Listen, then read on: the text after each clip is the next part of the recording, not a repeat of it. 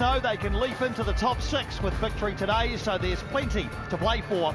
Welcome to a sun-soaked Sky Stadium in New Zealand's capital for round 5 action in the Isuzu UTE League as Wellington Phoenix welcome Macarthur FC live here on Sky Sport. Saturday afternoon football, some in the shade, plenty in the sunshine. Perfect conditions as the teams prepare to take the field. Former All Whites and Phoenix goalkeeper Jacob Spoonley alongside in commentary today. Even this early on, this feels like an important match for both sides. Kia ora, Piney. Well, welcome everyone to an absolutely stunning day in Wellington. And that track is every bit as good as it looks. There's a couple of technical operators here that'll be looking to take advantage of the wonderful conditions, but you're right, Piney, this is all about Macarthur getting back in touch with the 6 and the Wellington Phoenix wanting to insert themselves into the 6. Possibly a 6-pointer so early on in the season. An inconsistent start for both sides. They both come in off defeat last time out 2 weeks ago. Wellington Phoenix in the New Zealand derby, and Macarthur losing to their neighbours Sydney FC last time out. So putting things right has been the focus, no doubt, over the past fortnight as the international break has come and gone. And now these players and their fans can focus on club football for the next little while. One change for Wellington, a welcome return for Mandraker James. He is back in central defence, having missed the last 2 matches with a calf injury. Matt Sheridan shuffles to right wing back. Schwinn Loke drops down to the bench. Alex Rufer leads the side, despite only arriving back from international duty in the United States yesterday, having played 81 minutes against Ecuador on Wednesday. One change for Macarthur too. There's a first A-League start for Ji Dong Won after 4 appearances off the bench. Harrison Sawyer drops down into the reserves after starting the first 4 matches of the season.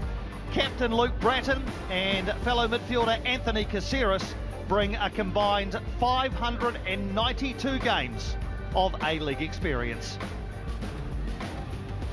Former Wellington Phoenix defender Walter Scott is among Macarthur's reserves, while Bernardo could see his first minutes of the season. Dan Edwards debuted in the last game. He's the only Wellington Phoenix sub over the age of 23. No Luke Brooks-Smith in the matchday squad today.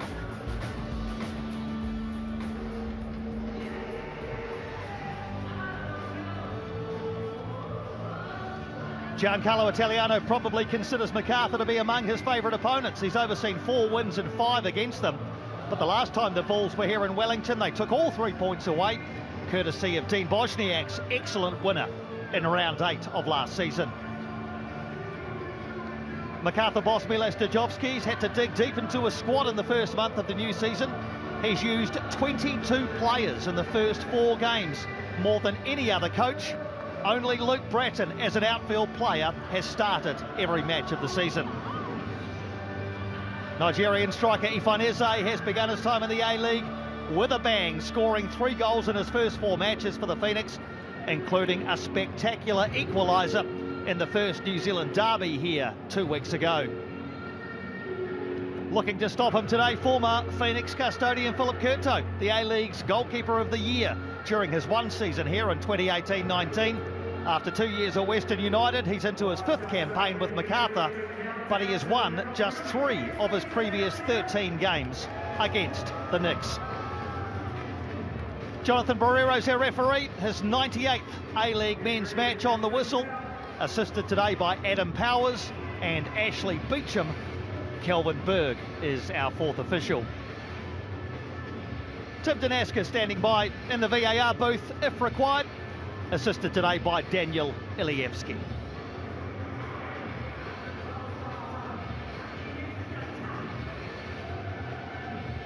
Mandraker James back into the Phoenix's back 3.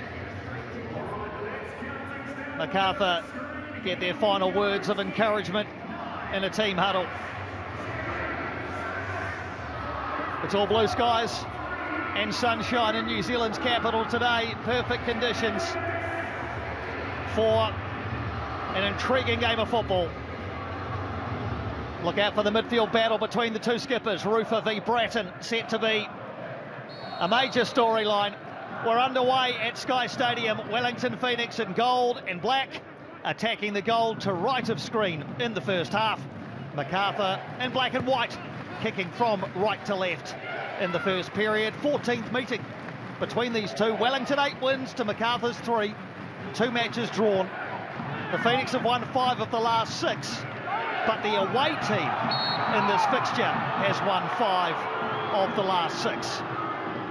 Early foul going the way of Macarthur as the away team, but as a side that likes to get on the front foot and use Bratton and Caceres. What do you expect from the Bulls early on? I think they'll try and take the sting out of the match, as we saw there, although Jermaine rather fortunate. And then it looked like Eze unintentionally tripped German, who was already in a bit of a tangle. But you're right, Piney. What we'll be looking for is Rose, Bratton and Caceres to start running things early for Macarthur. They want to dictate in possession like we're seeing now. Well, Bratton switching play out to Talbot. He'll drop it back to Uzcock, the experienced defensive partnership of Uzcock and Yerman. Rufer looking to disrupt. Back in by Kelly Heald. So a fresh back 3 for Wellington Phoenix. Hughes, James, Kelly Heald. Matt Sheridan, we believe, will play in the right wing-back role. And Carlo Amiento up and down the left for Wellington. We'll get a condition check sideline with Paul Eiffel shortly. It certainly looks nice and bright on our screens. Early ball into the area and offside flag. Paul Eiffel is sidelined for us. Beautiful overhead. Ifey, what about the breeze? Is there any to speak of? Afternoon all. It's the normal in the cake tin. Swelling around a little bit, to be honest. Can't really get a handle on where it's going, but it's not too strong, which will be pleasing for both coaches. Ji Dong-won with the whack on the head. He looks like he's okay. So an offside flag allows Wellington to clear their lines.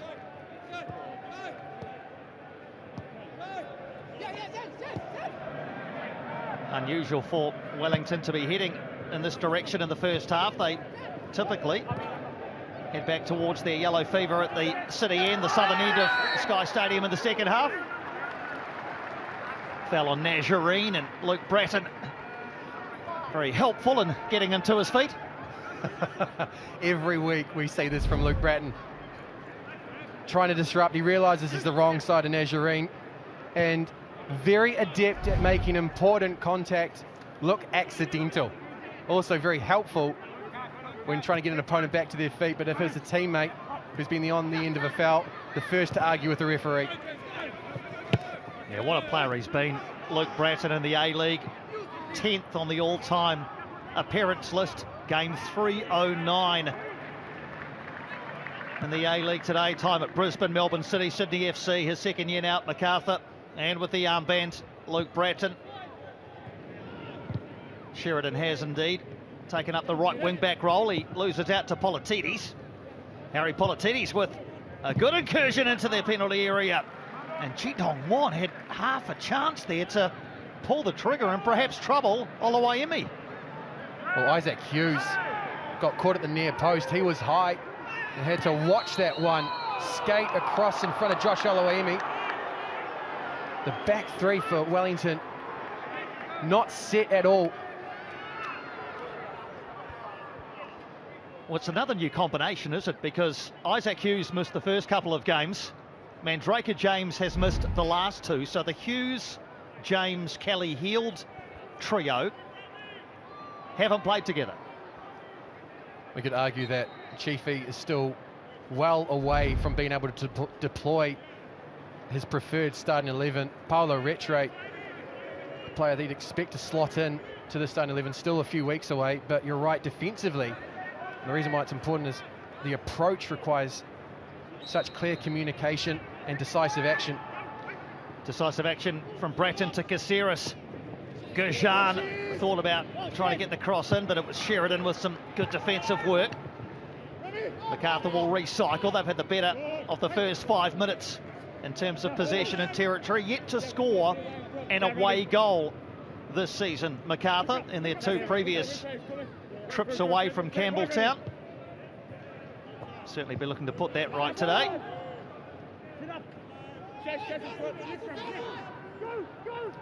See there, Alex Rufer already taking the lead on the press, getting the players up. As you say, only landed in Wellington from New York yesterday morning. A huge distance to travel in such short time before the kickoff. Yeah, Chiefy Giancarlo Italiano said pre-game, he's tough. He'll play until he can't anymore. Alex Rufer, been around for a long time now, such a key part of this Wellington Phoenix side, the skipper. And he'll be up against Anthony Caceres. Expect those two to be in close proximity today. Macarthur's most dangerous player up against Wellington's most disruptive. Eze's in the corner trying to be disruptive, and Macarthur eventually scrambling away through Talbot. We welcome you in on both sides of the Tasman, in particular those in Macarthur colours. Great to have you joining our coverage as your team goes in search of a first away goal and a first away win of the season. In fact, Macarthur have lost 5 of their last 8 away games. This one finds its way across to Gerjan, the Croatian. Politidis is off on a run outside. Gerjan finds him. Harry Politidis and Matt Sheridan stride for stride, but at the expense of a corner. Harry Politidis, first season at Macarthur after 34 games with Melbourne City. Good pace from the left wing back. It was, and it's a lovely ball to continue the momentum. Politidis unable to get across Matt Sheridan, who in his own right a very athletic player, converted midfielder, now playing in the right wing back role for Chiefy.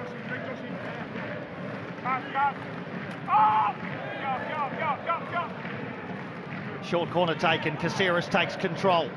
Tracking across the penalty area and into it. Chance here for Macarthur, surely!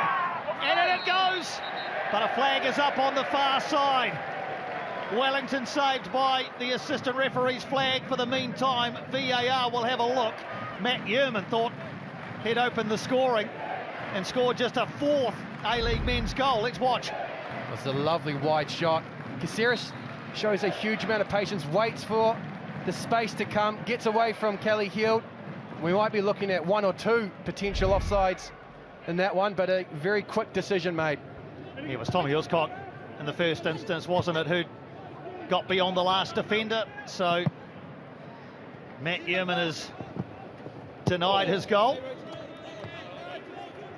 He would have been a very popular goal scorer in Macarthur circles, Matt Yerman. As I say, just the 3 in 229 previous matches for Sydney FC, Brisbane, Western Sydney, Newcastle, and now Macarthur. Josh Rose was the player most recently to break the duck as well. Up against Adelaide United. I'm sure you have the stats somewhere, Piney, but it's something like 120 games before he scored his first goal a few weeks ago. It leaves Callum Talbot now as the player in this team with the most games having not scored. 95 for Callum Talbot without yet registering his first A-League men's goal. Here's Politidis looking for the run of Ji Dong Won. He's peeled out towards the left, trying to find Duran. Confusion in the penalty area. Didn't matter with the flag up, but just a couple of nervous moments as Ji Dong Won looked to find Duran. Well, Wong was always on the wrong side of James, but what was happening in the aftermath of the non-call by the assistant referee as he wanted to let play develop was a bit messy from the Wellington Phoenix. Duran again, this time charging down the right. Will he keep it in? He may just have.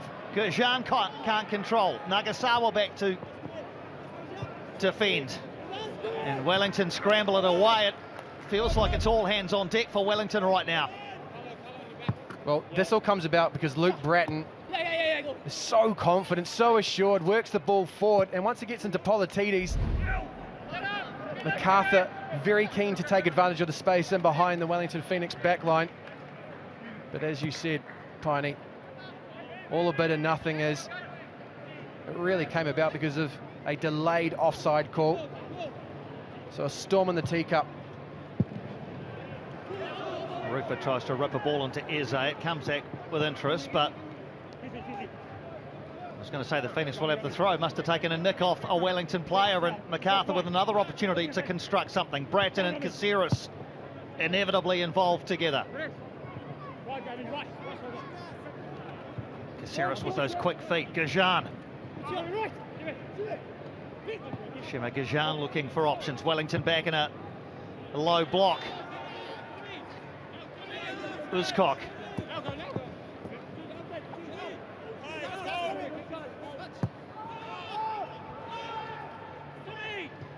The combo down the left for Macarthur has been quite striking, as we've seen attack down the right now. Talbot trying to feed Duran.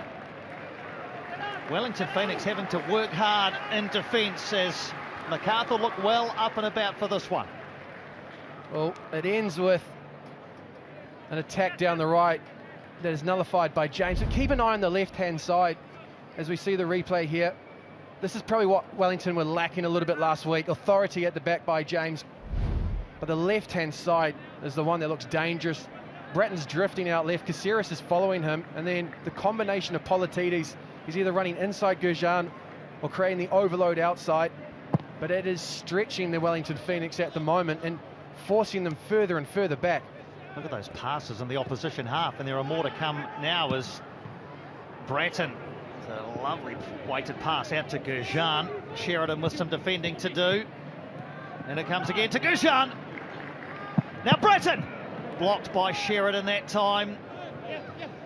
Macarthur absolutely mounting a case at the northern end of Sky Stadium. Politides going to keep it going, can't. Sheridan in the way.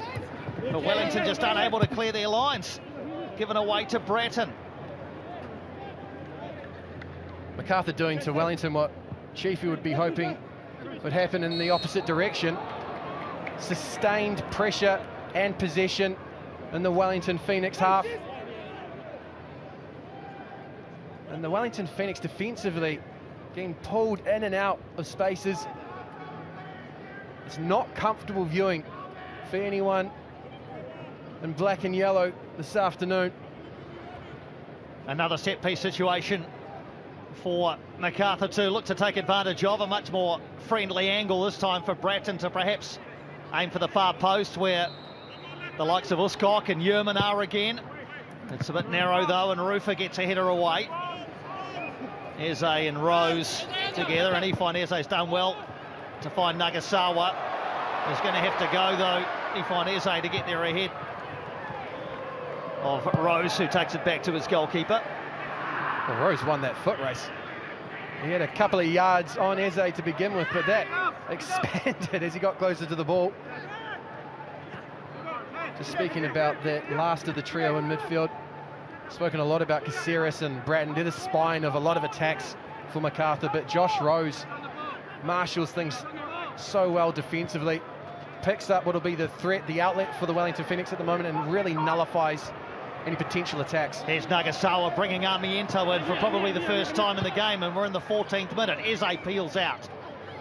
Uzcock sends him into the corner. Armiento, clever feet towards the near post. Yerman shins it away. And Kelly Hield can't keep the move going. So some green shoots over on the left for Wellington. Carlo Armiento, identified by Paul Eiffel as a dangerous source of attacking threat for Wellington. I'm sure they'd want to get the ball to him a lot more regularly.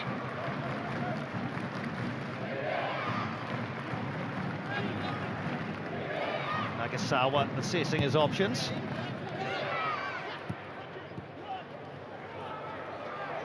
Conchi brings Armiento in and continues his run. Conchi into the area. And still bouncing around there, and Sheridan can't get the shot away. Nazarene was there, Matt Sheridan was there. He's never scored an A-League goal. Probably the most promising move Wellington have built so far. It's got all the important characters for Wellington. Carlo Armiento, the first to bust forward, finds Matt Sheridan. Sorry, finds Roa Conchi. And then it's that ball across, and Nazarene feeds off the presence of Eze. Macarthur, keenly aware of the danger of Eze, flock towards him, and Nazarene unfortunately can't get the shot off and test Philip Curto. Philip Curto not keen to take long goal kicks by the looks of it. Luke Bratton's assumed those duties.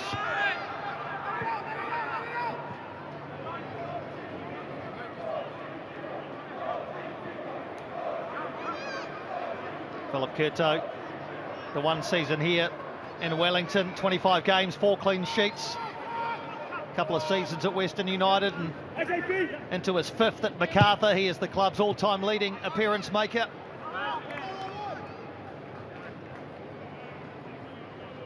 There he is, Philip Curto, in front of the fans who used to sing his name. Just been excellent at the Phoenix, and then when he left it, so consistent, comes up with big saves to keep his side in games or to protect leads.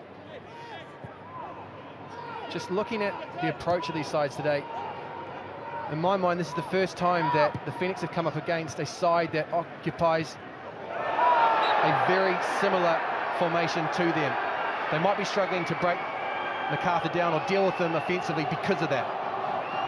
Liam Rose won the ball there, but followed through on thin Roa Conchi. Jonathan Barrero just trying to diffuse the situation. And I believe the free kick might have gone the way of Macarthur. Well, if that's the case, it's hard to understand. Similar to a challenge that Houston Salas made in the opening game of the season a few years ago here in Wellington. On that day, the Wellington Phoenix player found himself having an early shower after a red card was brandished. Ball given away to Rufa. Nazarene looking to get involved. Got support up on the left. Nagasawa. Armiento wants it dropped off to him. Gets it now. There's Carlo Armiento, surrounded by Macarthur defenders. Wellington forced back. Rufa with a hopeful ball forward, which will bounce harmlessly behind.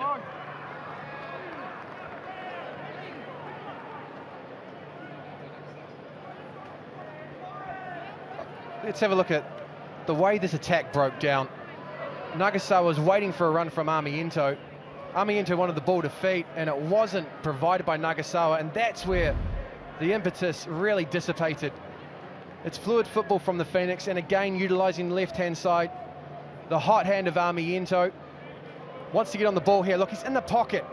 All he needs is a touch, and then it's going to be delivered into a box that's got 3 or 4 Wellington Phoenix players, but Nagasawa wanted the run. A lack of communication and understanding between the 2 Phoenix players.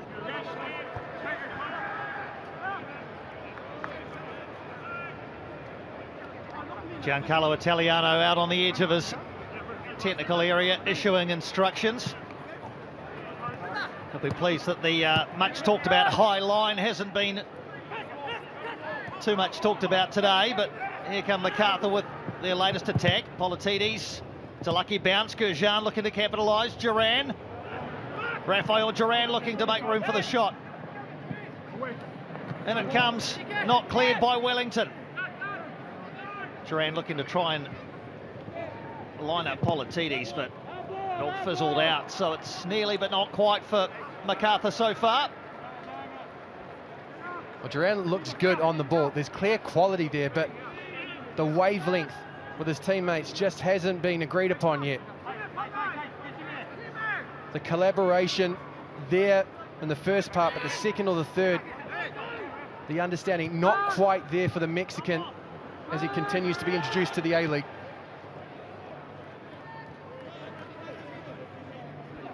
Macarthur have been reasonably fast starters this year. 2 of their 3 goals have come in the first 15 minutes.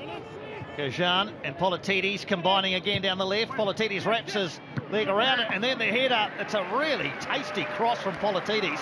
Duran was going to have to do well to beat Olawemi from there. He made good contact, but The eye-catching cross from Politidis was probably the best part of that move.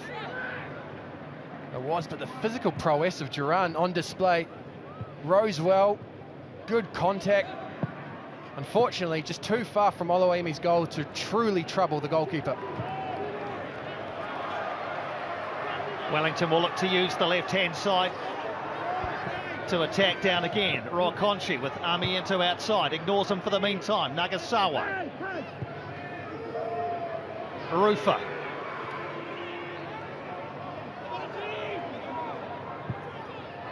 Amiento. And Carlo Amiento caught in two minds between crossing and shooting perhaps. Ends up going behind for a goal kick. Well, again, as the ball is developed forward, this time by Conchi, Amiento's demanding it. But the Phoenix aren't providing the dangerous number 11 with the ball in a 1v1 situation. Perhaps a bit of frustration or additional pressure there as Amiento realised that he had to get that ball across the back line with pace. As you said, Piney, looked rather like a shot, but I can assure you he's trying to drive the ball into the space behind the back line and in front of Philip Curto. Goals in his first two Wellington Phoenix appearances. Carlo Amiento against Perth Glory and here against Brisbane. That very late winner in round two.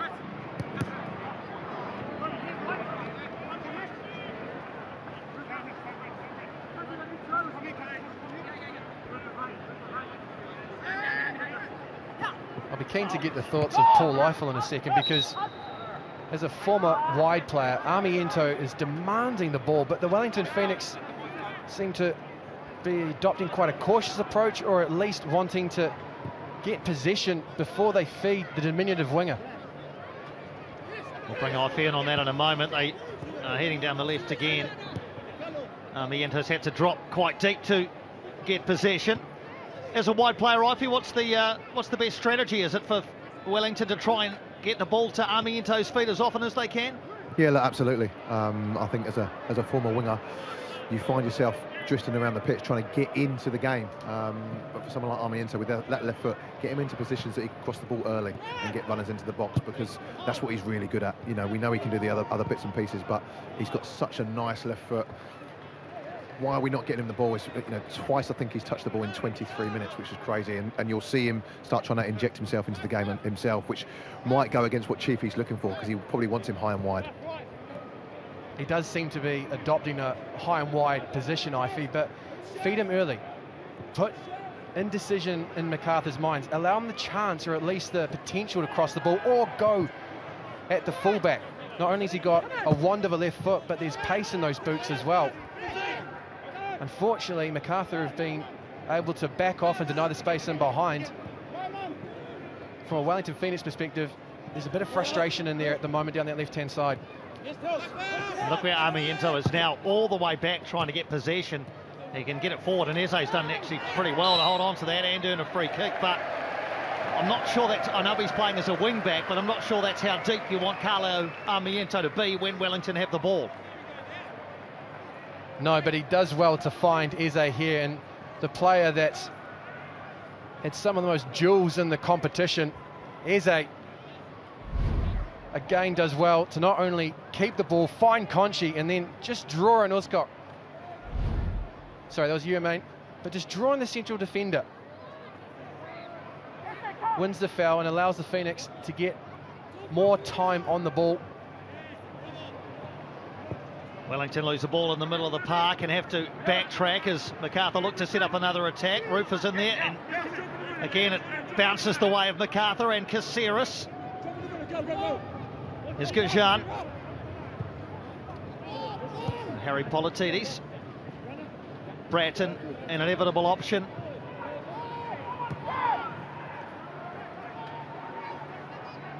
Now Uzcock. Talbot. Gujan popping up in midfield now. Macarthur just probing and looking for pockets of space. Politidis has found one. Great cross across the 6-yard box, and a pretty crucial intervention from Josh Oluwayemi with Chi Dong-won waiting for a tap-in. That was good goalkeeping. Early decision made by Oluwayemi. Gets the ball out of the danger zone.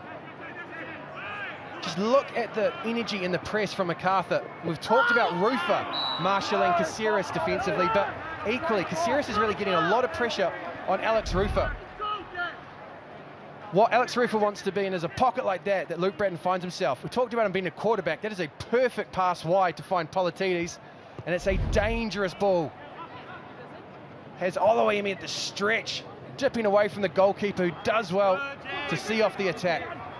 If he doesn't get hands on that, then Ji Dong-won has a tap in on the far post for his second goal of the season. We talked about in the build-up, the difference today could be on who plays better, Alex Rufer or Luke Bratton. And at the moment, Luke Bratton has a lot of time and space, and the Wellington Phoenix captain does not have any of that.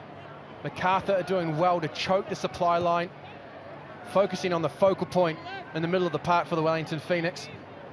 Equally, when they do have the ball, they are working it well, getting it away from the press of the Phoenix.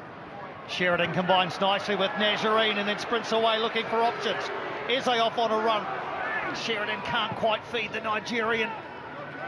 And Rufer in on Gerjan at the expense of a free kick and perhaps further sanction, yes, a yellow card for Alex Rufer. Well, Rufer full-blooded, but not well-timed in that regard. Let's have a look at Josh Rose's role as this attack develops. Here's the free kick, and you can see there Alex Rufer at full stretch. Contact on Gerjan, not the ball. And with any tackle like that, you are going to trouble the referee's pocket. But as Sheridan broke forward there, Eze's making the run, and Josh Rose gets a foot in to take it away from the run of Eze.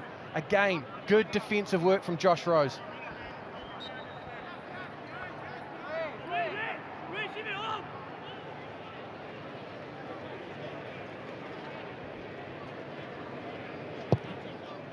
Free kick for Macarthur, belted forward. Good energy in the front third for Macarthur with the likes of Ji Dong-won, Raphael Duran, not quite falling their way. Thank you for writing that down, Funny. Apologies, I've been referring to Josh Rose. That is Liam Rose in the middle of the park. Josh Rose, a terrific A-League footballer for no a doubt. number of sides. I'm pretty sure he could probably still go all right out there. Wellington wanted a free kick there. The throw instead goes the way of Macarthur.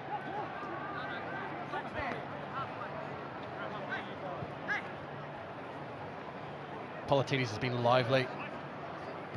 Good combination. Just watch the runs. They don't get in the same channel, Gerjan and Politidis. It's either one drops inside and one goes out, or vice versa. Tight spaces down in front of the benches. Milos Sturjovski's all the way out of his technical area. I think he wants a kick out there. Former striker, Paul Eiffel watching. What sort of feel do you get from the respective coaches up out of their seats, Ify? Actually, hold that thought. We'll come to you as Macarthur look to construct an attack through Duran. And it all fizzles out. How are the coaches looking to you, Ify? Yeah, they both look a little bit stressed, to be honest. I don't think either are really pleased with how the game's going at the moment. Chiefy is patrolling as he usually does, and every time the ball is lost, he wants them to counter press to get that ball back. There's a lot of work for the sort of front two, front three, but it's certainly working well enough at the moment. Here's Eze getting the crowd excited. Brings Sheridan in. Yeoman through the back of Nazarene illegally, says Jonathan Barrero. So a set-piece situation perhaps for Wellington to address. Matt Yeoman saying, well, I got the ball. Well, Alex Rufer's making the point that that's not the first time Matt Yeoman's been at the scene of the crime. It's off the back of wonderful work from Eze, a multifaceted player. Not only gives us a spectacular, but works his way not only into duels but out of them. And a couple of lovely touches just to bring the crowd back into the game here at Sky Stadium. Matt Yeoman made his A-League men's debut in September of 2007. That was just a month after Wellington played their first ever A-League match. That's how long he's been around, the big centre-back. He's now part of a Macarthur rear guard who's got some defending to do. Armiento and Nagasawa. Eze looking to get off the last shoulder. Mandrake James is there as well.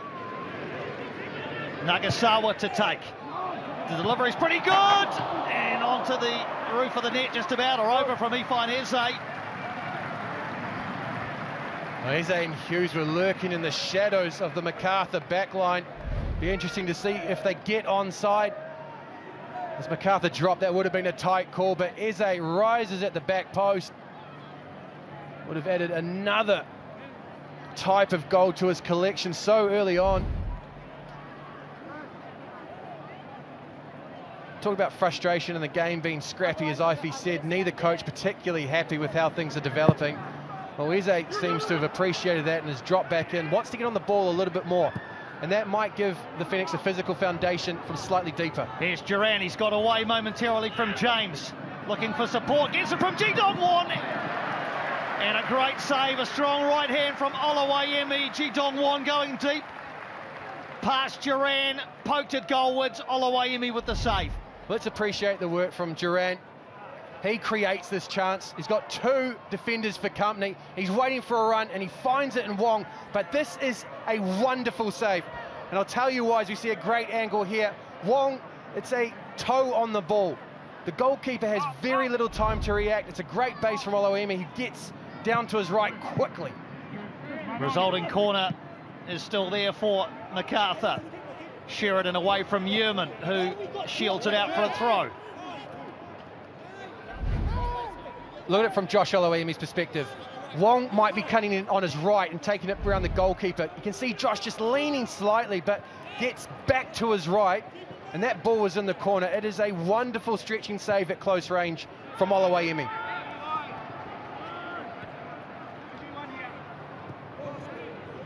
Macarthur come again. Gurjan involved.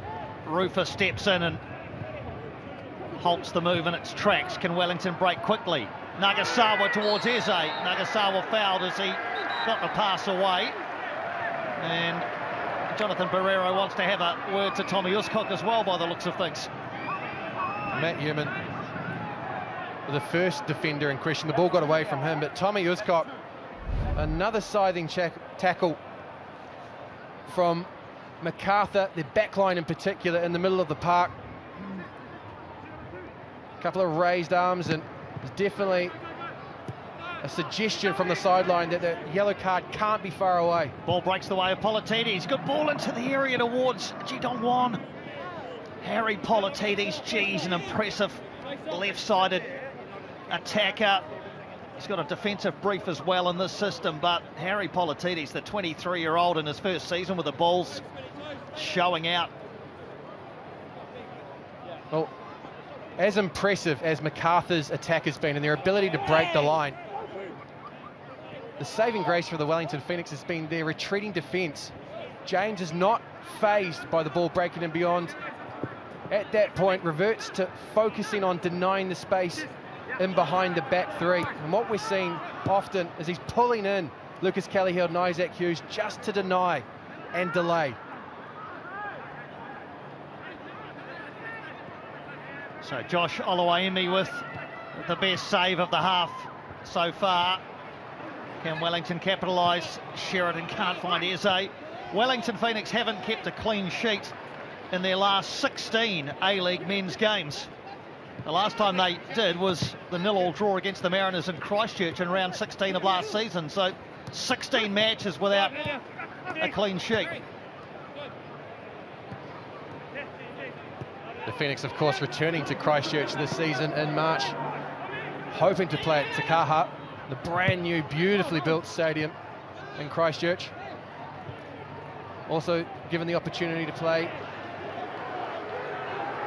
Here's James breaking forward. Cut out though, and now he's out of position, and a chance perhaps for Duran. Raphael Duran all alone at the moment.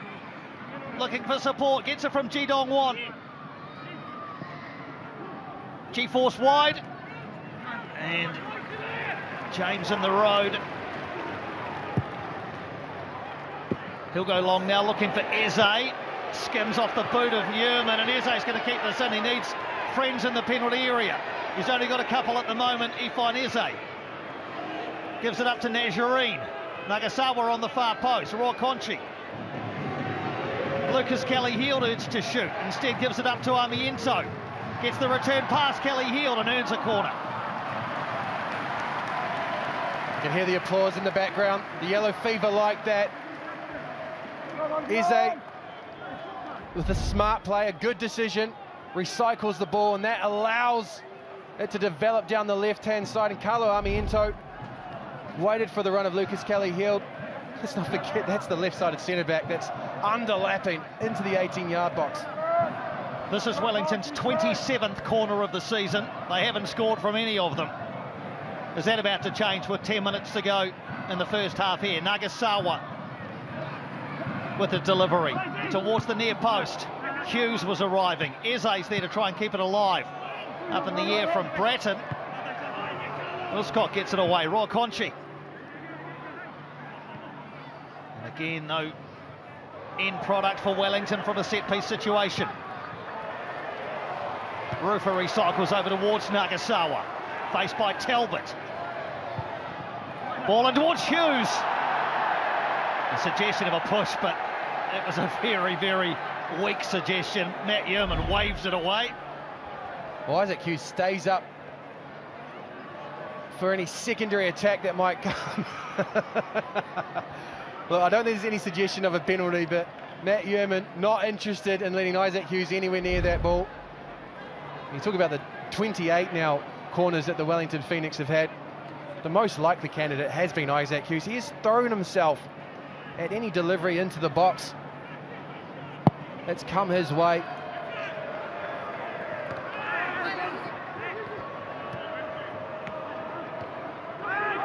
The midfield battle resumes. Uscott and Talbot combine on Macarthur's right flank, but a little nick off a Wellington player will allow Macarthur to have a throw. All 5 of the goals Macarthur have conceded this season have come in the last 15 minutes of a half, so we're in that red zone now in the first half anyway.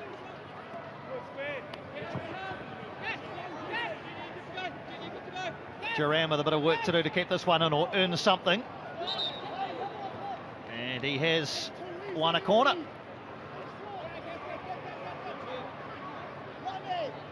Well, as we head into the dangerous 5 minutes before half-time, when the players are tired and mental fatigue is taking a firmer hold, as well as Macarthur has played away from home, they have only managed 2 shots on target. And when you're playing away from home, you really need to take advantage of the ascendancy that you do get in games. Corner quickly taken. Bratton slides one in to Gouchard. What a pass by Bratton. Nice through Butterstuff, and I'm not sure Shima Gouchard was expecting it from the veteran. Well, Anthony Caceres is the midfielder that's supposed to be making a case to be part of Tony Popovich's thoughts. But Luke Bratton has been running things for Milé Stevjovski this afternoon. He is not the player that you want with time and space on the ball. Not only can he hurt you individually, but he really sets the rhythm for this Macarthur side. 26th time Luke Bratton's played against Wellington. 16 wins in the previous 25, so he doesn't mind a game against the Phoenix. Once again, the press and the pressure on the ball in midfield from Macarthur is impressive. Wellington almost, by good fortune, find their way out of it. Eze with an arm up. Play allowed to go on. Nagasawa heads it into the area. It's all a bit messy before Talbot gets it away. Rokonchi, another who's never scored an A-League men's goal. His eyes lit up for a second. Well, half chance for the Wellington Phoenix. Finn Rokonchi did so well for the under-20s 18 months ago. A player that few in the crowd would expect much from, but he's definitely capable of taking advantage of those sorts of situations. I've just checked my phone, Piney. Just want to say thank you very much to Daniel McBreen, who's made the point to me that it's not Josh Rose, it's Liam Rose. Thank you, Macca. Always listening, always watching as Macca. You can't get away with anything. Oluwayemi sweeping outside his penalty area. Armiento will keep it in. Nagasawa's going to try and track this one down or put pressure on Uscott. And that's come off the Phoenix player last. Carlo Armiento for the throw. Also received another random Josh Rose trivia. He scored the very first A-League goal for a New Zealand side. You're right. Thank you, everybody. A New Zealand knight, of course, Josh Rose. An unexpected appearance in our commentary today for one of these stalwarts of the A-League, Josh Rose. 5 to go till half-time here. Goalless in Wellington. Between two sides who have endured inconsistent starts to their seasons. Looking to find some sort of consistency. Eze's off his shoulder again. Newman can't keep up with him. Eze is just dinked it wide of Philip Curto's post. Carlo Armiento is a player that would expect to be delivering like that from further up the field. This time drops deep, gets into the pocket down the left, and that is a wonderful pass. The weight, the direction, puts it into the path of Eze. You see there, he wants that one back, but he does basically all he could to try and guide that beyond Philip Curto. Unfortunately, not enough to get it near the upright. We find Eze one of 4 players now with 3 A-League men's goals this season. Sam Cosgrove out of Auckland FC, Al Hassan Torre from Sydney FC, all in the same game. And Luka Jovanovic scored his 3rd last night. They're chasing Alex Battolato and Max Caputo from Newcastle and Melbourne City, respectively, who both have 4. Mamine Jareen states his case unsuccessfully. Well, that speaks to the frustration in this Wellington Phoenix side. Pointed out, the stats are impressive from the Phoenix. The team with the most possession in the A-League. They've dominated territory as well. But at home, after the derby, looking for a response, they haven't been able to assert themselves. Instead, being more mindful about the threat of Macarthur.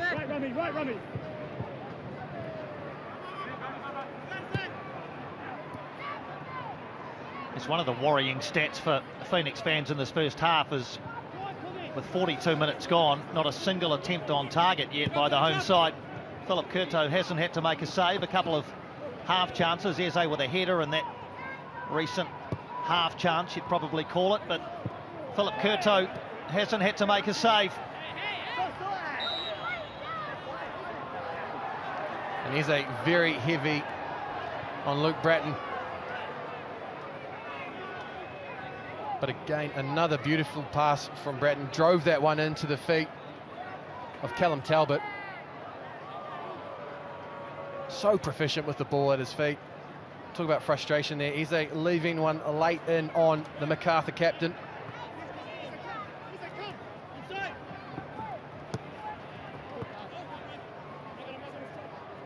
Back on his feet and back in the action, Luke Bratton.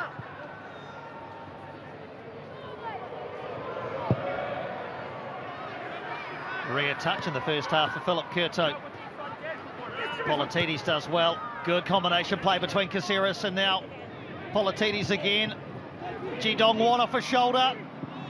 Towards the far post, Duran. In fact, it was Talbot arriving, was it? Yeah, Callum Talbot all the way up. Jidong Wan, I think, offside. Callum Talbot looking for that first A-League men's goal in his 96th match. Would have been a bit annoyed, wouldn't he, if he'd put that away and it'd come back for offside. Well, Wong asking the question, which one of us was offside, because he feels like he wasn't. We'll get a good look at it here. Mandrake James delaying and delaying, retreating. Wong, I think, had just slipped into an offside position, but it's a wonderful ball into that back post. Great hunger from Talbot as well. Nazarene getting more and more involved in central areas. Armiento. Nazarene again. Macarthur back in numbers and denying Wellington space.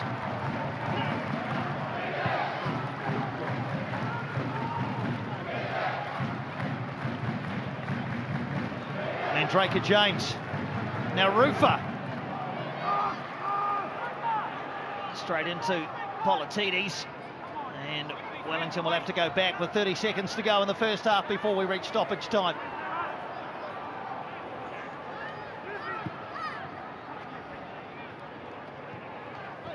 We're told there'll be just the 1 extra minute added minimum.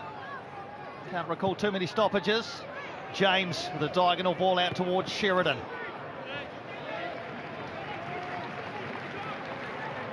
That's where Mandraker James can be important for the Wellington Phoenix. If Alex Rufer can't get on the ball, then bring James into play. Introduced to the league, but we've already seen that he's very confident on the ball, has a decent range of passing. SA tries to free up Nagasawa. We're into the extra minute.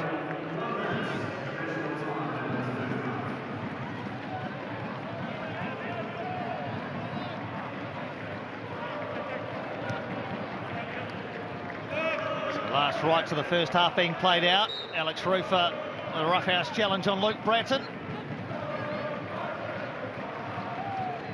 He's just such a wonderful villain when he plays away from home, isn't he? Takes his time. Goes long towards Talbot again. Flag stayed down for the moment. Whether it would have eventually been raised, not too sure. But Callum Talbot has shown a real liking for forward runs in this first half. Just have a look at that picture there for Macarthur. Look at the 5 that is so narrow centrally. Roa Conchi and Rufer are spectators at this stage. And the spectators in the ground can now go and get some half-time refreshments as Jonathan Barrero brings the first half to a close. Ji Dong-won with the best chance for Macarthur, denied by Josh Oloamy. Not too much for Philip Curto to do at the other end. We're goalless at half-time. Wellington Phoenix 0, Macarthur FC 0.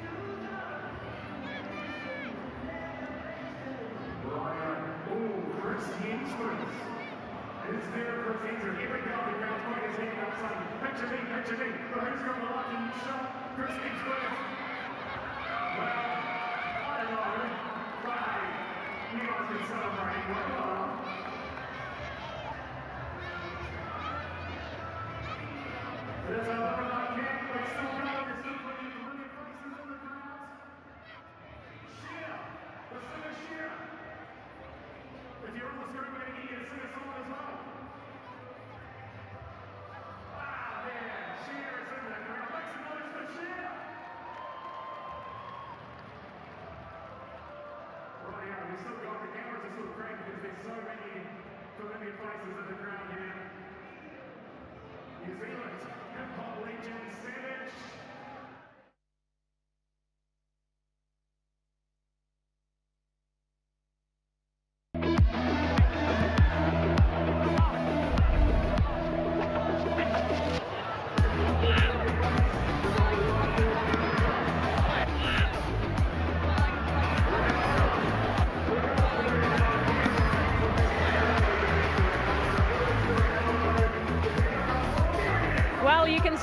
always, there's a bit of frustration here at Sky Stadium. No mai hoki mai. Welcome back to the capital where the Wellington Phoenix are 0-0 with Macarthur FC. I'm here with Paul Eiffel, and look, let's have a look at these stats. No goals, it's the first thing I see, but what stands out to you, I think? Yeah, look, a lack of shots on target. The Phoenix with 0 shots on target. Obviously, a couple of decent chances in there for Macarthur, and they have looked like the side that are going to take the lead. I think Chiefy will be happy to get in at 0-0 and change a few things.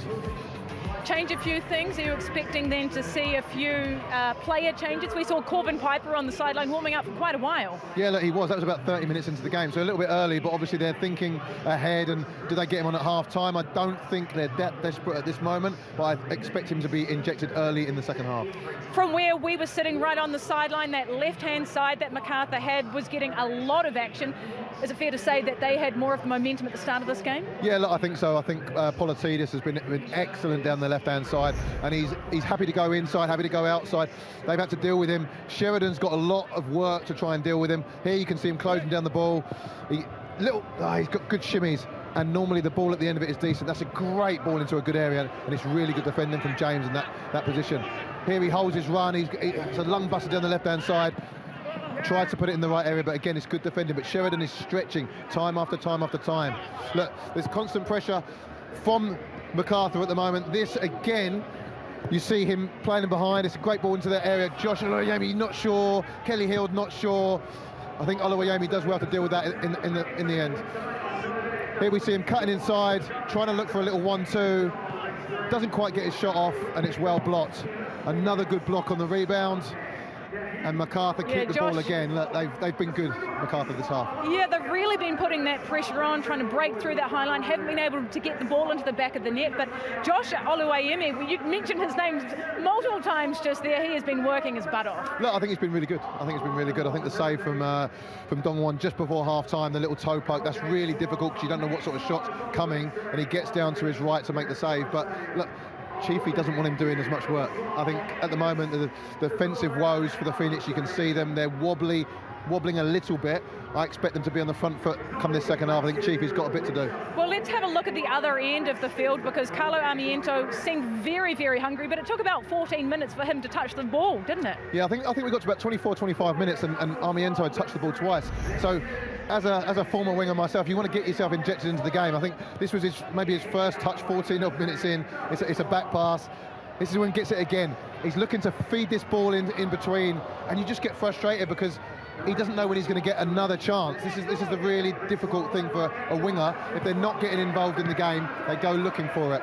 And then also, once the ball did come down to the Phoenix end, the ball was sort of in the air quite a lot, wasn't it? Did you sense there was a bit of frustration, or were they lost? What's going on there? A lot of times, if you don't get a lot of ball down this end, when you get there, you snatch at things, and your final pass doesn't quite sit. I think a lot of times they're not making the right decision at the right time.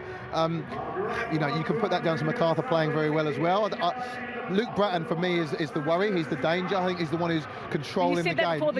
Look, I think somebody needs to get hold of him, because I think he's going to be the difference. Caceres, thankfully, hasn't been too much in the game from the Phoenix's point of view, but Bratton's the one they've got to stop. What about the head game, getting into the hearts and minds of this Phoenix side? What would you be, Chiefy, saying to them in the changing room right now? Look, I think they haven't really started so well. I think they've got to be a little bit more ruthless, but a little bit more composed in the final third. Like I said, I think the decision making has not quite been there. Can they find the likes of Eze in and around the box? Can they find Armiento? He shouldn't be getting 2 or 3 touches in 25 minutes. He should be getting 8 or 9 touches, and we should be talking about players that can change the game. The Phoenix have got to. Can they get the ball to them? And those targets on goals, can they get those? All right, it's now time to catch up with Ricardo Ball from Betcher. Thanks, Ash. Yeah, well, deadlocked at half-time here, as you can see, and that is reflected in the odds. $2.50 on the draw is the favourite option now. Something else I quite like the look of, with only 2 shots on target in the first half, is no goal scorer. Pays $4.20. Or if you think somebody will nick it, then first goal scorer rather than any time goal scorer, it pays better. You can get Wong or Eze at $7.50. Back to you guys.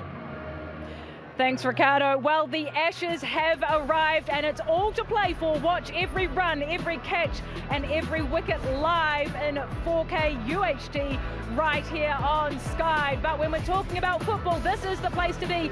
A second half coming up for you. Can the Knicks get through? Can they get the ball to Carlo Armiento? Can he get the ball to the back of the net? Stay with us right here at Sky Stadium. Macarthur taking on the Phoenix. We'll see you soon.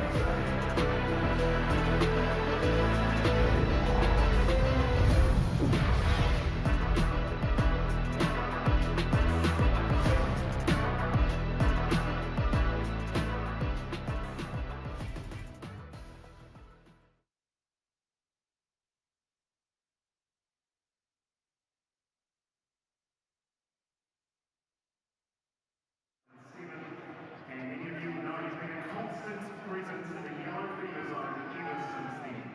Steph joined us for the 2024-25 Wellington Phoenix end of season award time. He showed off his heritage wearing traditional Scottish garb. He presented the Falls Award for the Members Player of the Year Awards and was proud to represent the fans and members so well. The Wellington Phoenix pass on our deepest condolences to Steph's wife Suzanne, children Catriona and August, sister Veronica, nephew Tommy, and nieces Martha, Molly and Leo, as well as his wider family and his many friends in the stands and all who knew him. So in the 55th minutes of the match this evening, please join us in acknowledging Steph's passing. Steph's age, as well as the number of the Rangers league titles won, is 55. So in the 55th minute, we'll be acknowledging Steph Clark. Thank you.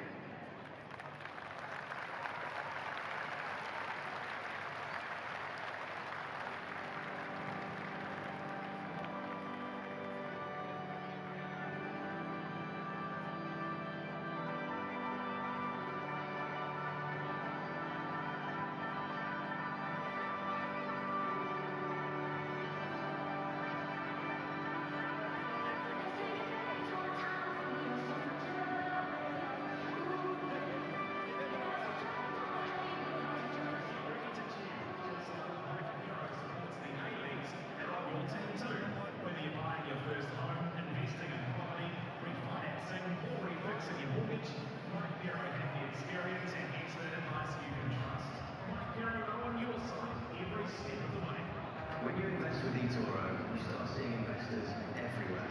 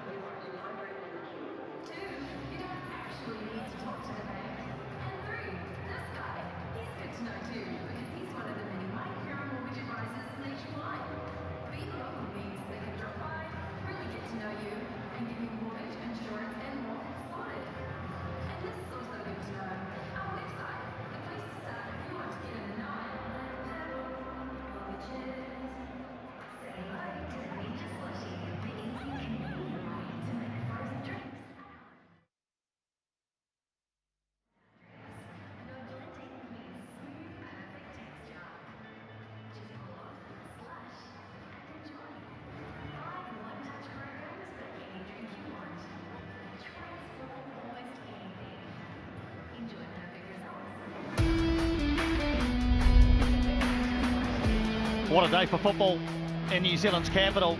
Blue skies and sunshine still bathing the ground. It's all shirt sleeves and sunscreen, sun hats and sunglasses. Beautiful day in the capital as Macarthur have made their way back out onto the grass. Not aware of any changes to their 11 for the second half. Options on the bench, obviously, for Mile Sturjovski and for Giancarlo Italiano. Matt Yerman's been at the centre of a couple of talking points. Philip Curto, very little to do as he returns to his first A-League men's club for the first time this season. Wellington haven't been able to trouble him with any shots on target. Anthony Caceres always a danger.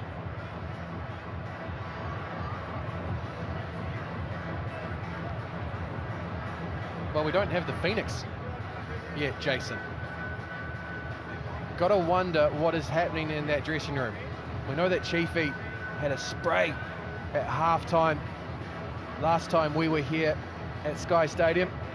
Not happy with the performance against Brisbane, and they are only just appearing out of the tunnel. Perhaps with some salient phrases ringing in their ears. There is Giancarlo Italiano off towards the right there, having said his piece, no doubt.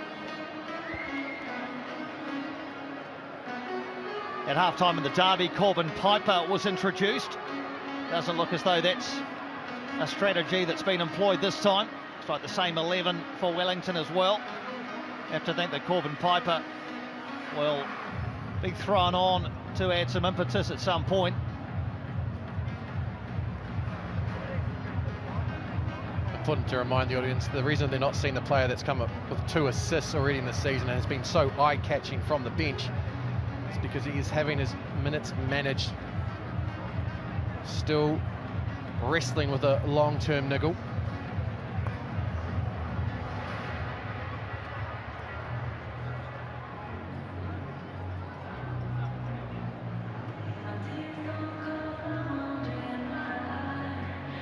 So all the participants are back out there. Wellington have arrived. Macarthur have been there for some time. The officials are there, so we're underway in the second half here at Sky Stadium in Wellington. Macarthur, the visiting team, now kicking from left to right as we look, as you look, attacking the yellow fever end, the city end, the southern end of Sky Stadium. The home side, Wellington Phoenix in gold and black, will attack the gold to the left in the second half. And perhaps with some advice given in no uncertain terms by their coach at half-time. Get down to Paul Eiffel in a moment to get his assessment on why the Phoenix were so late out. It's not a trend really as far as Wellington are concerned. They normally are out with the opposition team. Would that have been perhaps a sterner message, Ivy, at half-time from Chiefy?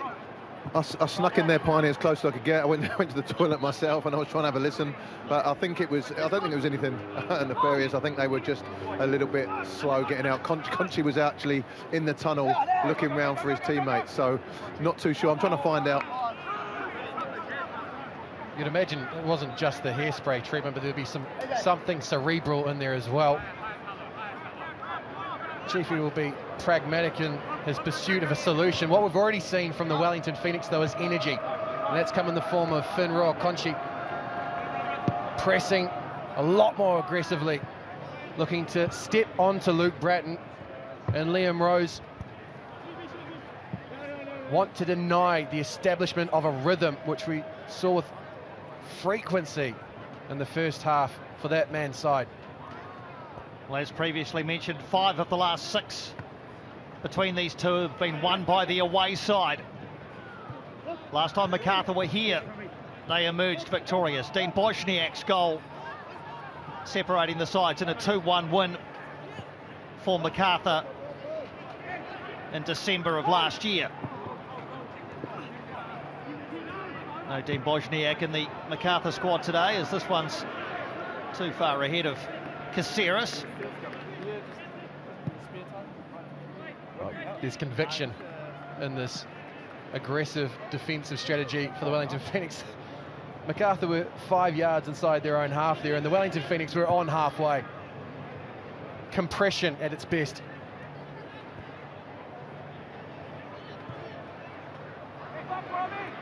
Just a lull at the start of the second half. James looking to add some impetus. Kelly Heald and Armiento. Lucas Kelly Heald might find himself in a bit of trouble for that one, as he left an arm out on Callum Talbot.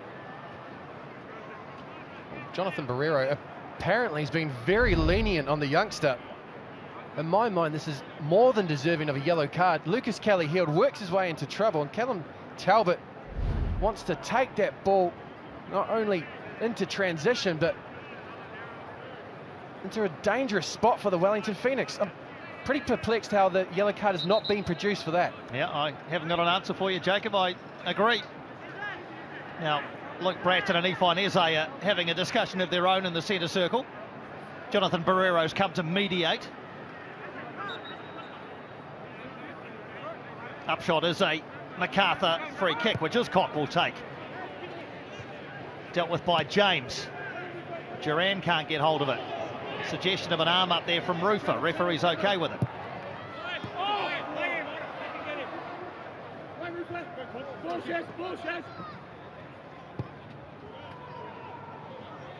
Bratton. And towards Duran. James got ahead to it. And on the edge there was a suggestion from Ji Dong-won that he was impeded as he tried to get the shot away. It's fallen the way of Wellington though. Quickly closed down and ball played forward. Eze, I think's offside. They'll come back for the free kick. Oh, that was 6 of one, half a dozen of the other. Carlo Amiento stands with hands raised. He thought he was away. But the foul conceded by Rose on Najarine. It fell to, I think it was Roa Conchi. And it was a good early release. We didn't see that much in the first half. Talked about energy for the Wellington Phoenix at the start of the second. Get the feeling they need to embrace the transitional game here. They really favoured control, and everything was in front of Macarthur in that first half.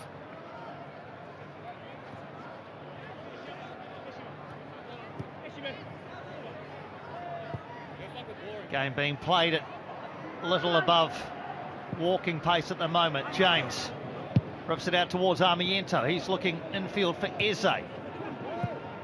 Macarthur diffused that situation. Helped forward by Bratton. And I think there's a suggestion from Mile Stojovski that there was some impeding going on by a Wellington player.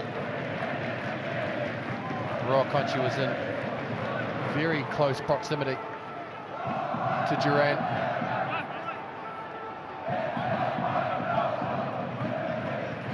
Well, Yellow Fever, they're sensing the need for some volume.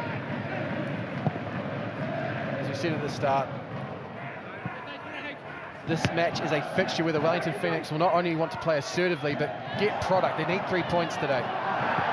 Sheridan is fouled as he looked to seize upon the pass from Eze. Harry Politidis is the guilty party in the eyes of the referee. He doesn't show full agreement. Looked as though Sheridan might have been a little bit off balance before contact was made anyway. Let's have a look.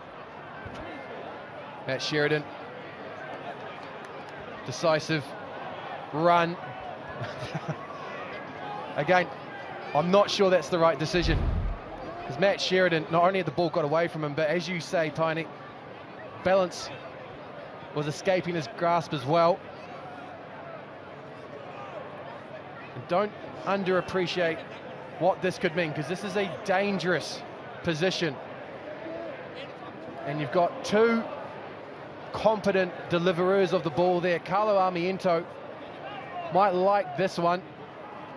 Lends itself to the left footer. If he can drive this across the face of that high line by Macarthur into the back post, doesn't even need a touch. It might just evade everybody.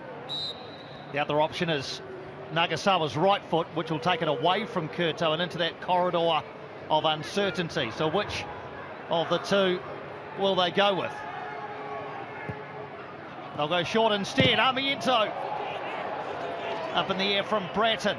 Nagasawa tries to play a first-time volley back into the area. Still plenty of men forward for Wellington if they can recalibrate here.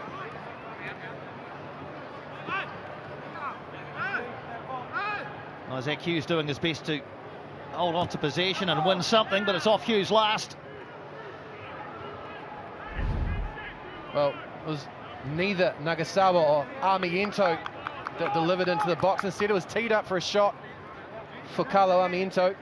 Liked the idea, but Macarthur were live to the variation.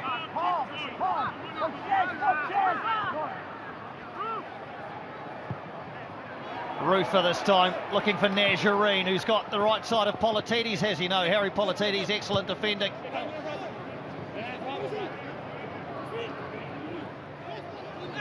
Charging through midfield is Rose. Bratton with the switch out towards Talbot. Now Duran.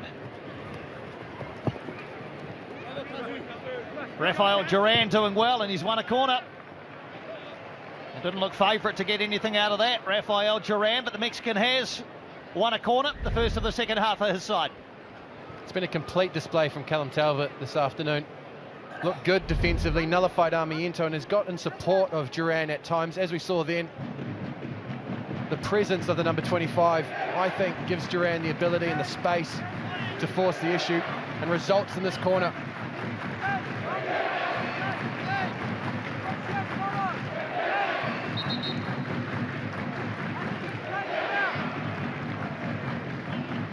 Sun in the eyes, perhaps, of Josh Oluwayemi, which will add to the difficulty of this one.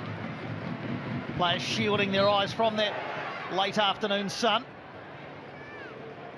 Luke Bratton has Anthony Caceres alongside. What are the two of them going to cook up? It'll be interesting to see if Bratton tries the outswinger, if he just stands us up into that 6-yard box. Of course, the attacking players have the sun in their eyes as well. It's drilled in. And up and over, Tommy Uscock was it, arriving, and a yelp of disappointment from Tommy Uscock as he came flying in. It's a lovely ball, frustration from Uscock. He gets the run on Alex Rufer, and it's a powerful one at that. Good connection from the centre-back. Unfortunately, can't keep it under the crossbar. He knows what a chance that was for Macarthur. So as we reach the 55th minute here, Yellow Fever paying tribute to one of their most passionate supporters, Steph Clark, who passed away 2 weeks ago. Steph joined Yellow Fever the day after the Phoenix were formed in 2007, has been a constant presence ever since. Yellow Fever acknowledging Steph in the 55th minute to mark his age and also the number of titles won by his other club, Glasgow Rangers. Our deepest condolences to Steph's wife Suzanne, his children Catriona and August, sister Veronica, nephew Tommy and nieces Martha, Molly and Leia, as well as his wider family and many friends in the stands. Rest well now, Steph, and fly high. You will not be forgotten by this club or its fans.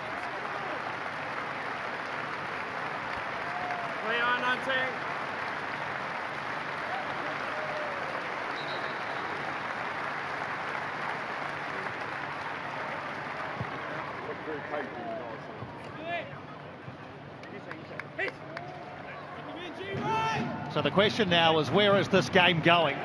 Paul Eiffel might have an idea after 10 minutes in the second half.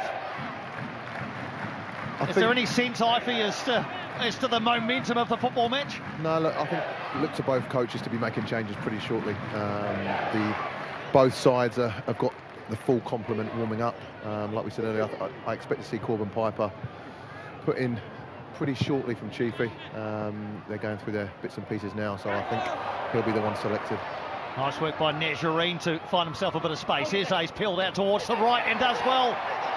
A couple in the area for Wellington. If Eze can keep it in towards the far post, Armiento.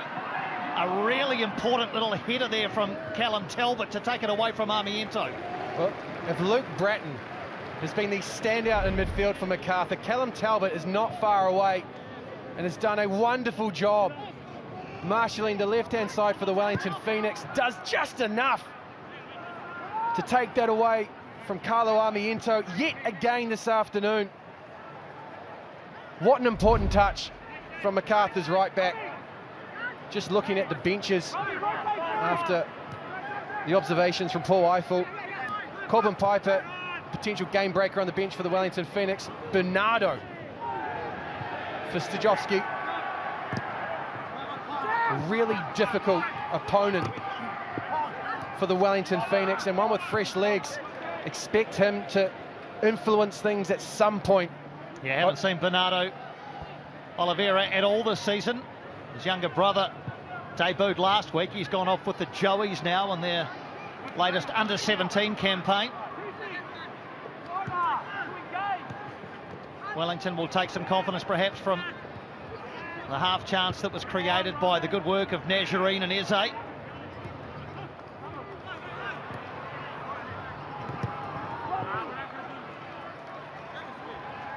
Just hasn't clicked for the Wellington Phoenix in possession this afternoon.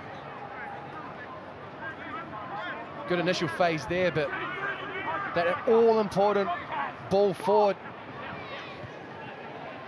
not to Armiento or Finro Conchi.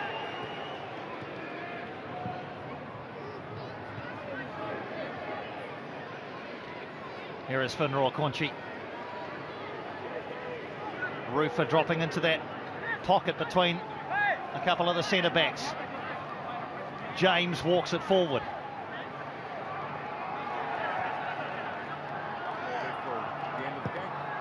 Mandraker James aiming for Kelly Heald. He wins the header to Eze, almost into the path of Nagasawa. Still there for Kelly Heald, although he'll let it run out for a corner. So it's starting to build ever so slightly for Wellington. Well, that was a distinct gear change from the Wellington Phoenix. Instead of working it forward, James steps into the pocket, stands it up for Kelly Heald, and then Eze recognises the run from Nagasawa. It's only, I believe it's Uzcock, who takes the ball away from Nagasawa, who is in on Philip Curto's goal. Wellington's 28th corner of the season, their second of this contest. Still yet to score from one. Into the area. Dealt with. Out to Roa Conchi. He's going to take on Bratton. No way forward, so they'll have to think of something else. Sheridan with the ball into the area.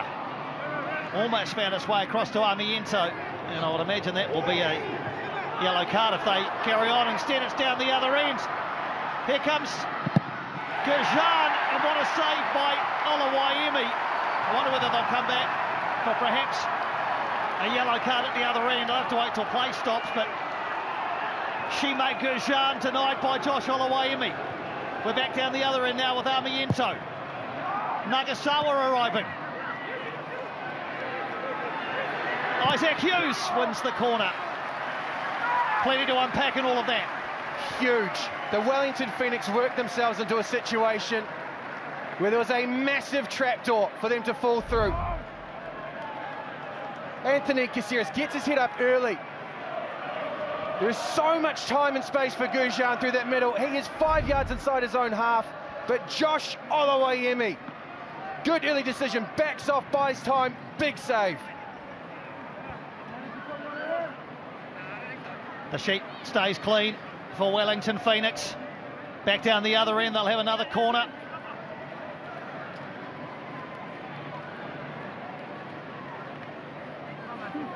Armiento to take a cluster of players in and around the back post. Into that crowd, the ball goes. Over towards Rufer. Flicks it in towards Hughes. Back post Eze, also Armiento. Everybody back defending for the balls towards the far post. And Philip Curto, I think, just lost sight of that.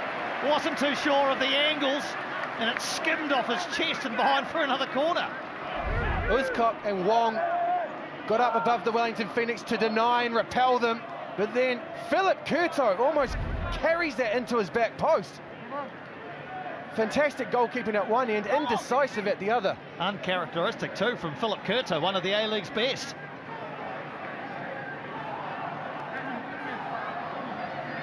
Armiento's going to bend this one out. Still a lot of players in the 6-yard area. Nagasawa. And a man down with a head injury in the penalty area, so Jonathan Pereira will stop play, as is the correct procedure. Well, it's a stooping defensive header. It's Liam Rose, I think, who's taken the whack to the head. He's been in the wars. He laid prone before as the Wellington Phoenix attacked after the big save from Oluwayemi. This time, body on the line. It's Kelly Heald's boot that Rose makes contact with after getting the header away. Let's have a look at this save. This is the best chance of the match so far. We talked about the Wellington Phoenix not conceding often, but when they do, the chances are so high. And this one is one that you expect Gurjan to convert. He's got so much time. Maybe that's what puts things in favour of Oluwayemi. He's able to narrow down the angle. He can see Gujan opening out and thrusts a left leg in front of it. Still searching for that first A-League men's goal. Shima Gujan, he must have thought that it was on its way then. Sheridan driving deep into enemy territory, but Uzcock was out to clear. It's picked up by Caceres. There's a bit more energy about the game now. Ji Dong-won. Duran lets it go. And Wellington mop up through Kazuki Nagasawa.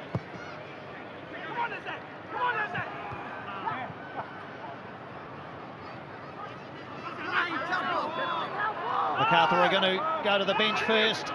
Luke Vickery is being readied. He'll replace Ji Dong-won, we're told, at the next opportunity, which might be now. Well, the first change of the afternoon signals what we expect to be entry into a much more transitional competition between these two sides. We've seen hints of it as Ji Dong-won makes way for Luke Vickery. With the substitutes coming on, fresh legs, expect the game to now become stretched, with both sides seeking that all-important first goal. First season at Macarthur, Luke Vickery, after the last two with Western United. Teammate of Remy Nazarines at Western United.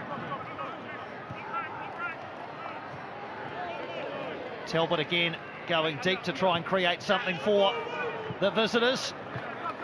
25 minutes plus stoppages, still nothing as far as an incoming substitute for Wellington Phoenix. And there we go.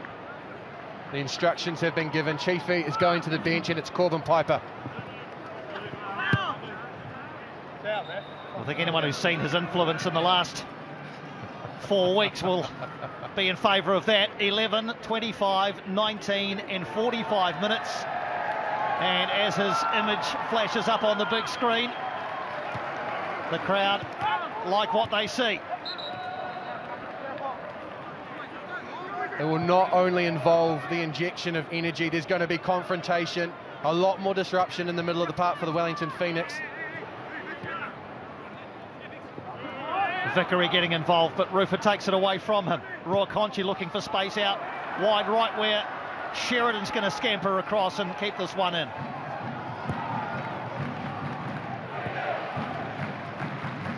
Corbin Piper is ready to enter the fray. Watches on as Rufer drives Wellington forward. Bit too much on that one for Kelly Hilders there. As it transpires, yes is the answer. Well, Alex Rufer must be feeling it. Not only suffering at the hands of Luke Bratton and Anthony Caceres this afternoon, but also fighting the fatigue of jet lag.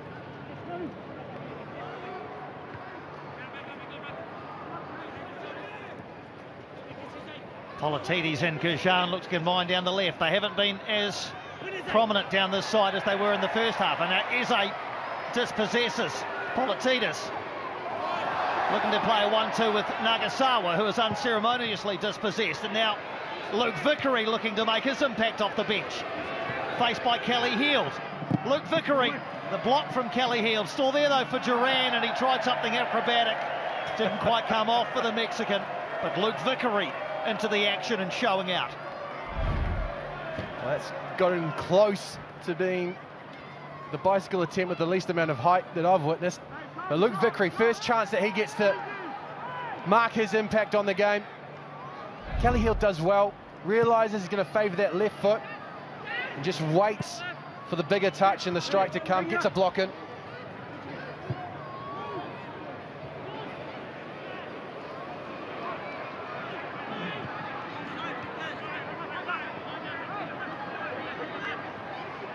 Into the final quarter of this match. First in a triple header tonight. We're off to Combank next for Western Sydney Wanderers against the Central Coast Mariners. Then the Big Blue, Sydney FC and Melbourne Victory at Leichhardt Oval later tonight.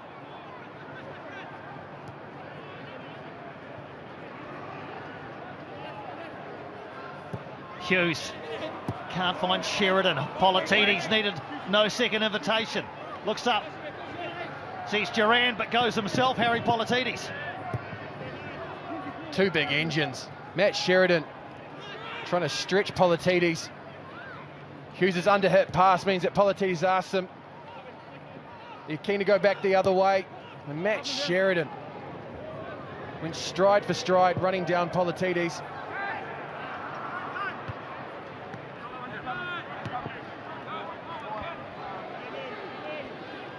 So Corbin Piper is ready to enter the contest. He'll replace Rami Nazarene the next time the ball goes out.